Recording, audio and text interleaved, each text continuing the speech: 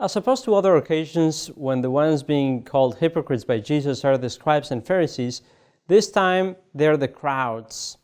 So if we want to identify with anyone there and enter the scene, we have to accept that Jesus is then calling us hypocrites.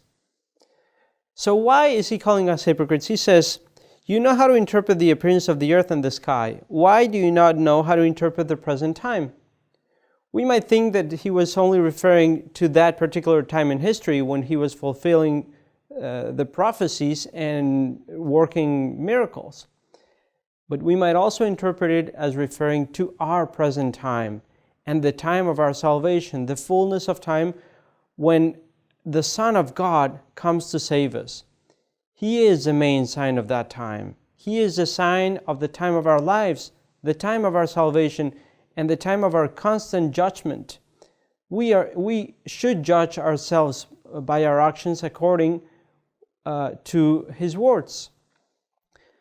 So, if we interpret the present time without hypocrisy, we have to make constant and frequent examinations of conscience so that we can settle the matter on the way, instead of waiting until the moment of our death or our final judgment.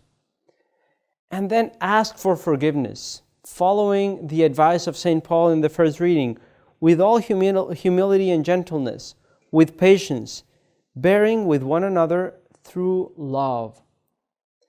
And then, after assuming that attitude of humility, we can approach the Lord, the sign of the time of our lives, and ask for forgiveness.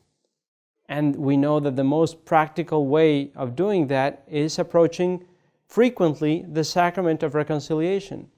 Therefore, I believe that the gospel today is an invitation from the Lord to approach that sacrament more frequently, to ask for forgiveness, so that we can bring to fulfillment what we hear today in the responsorial psalm.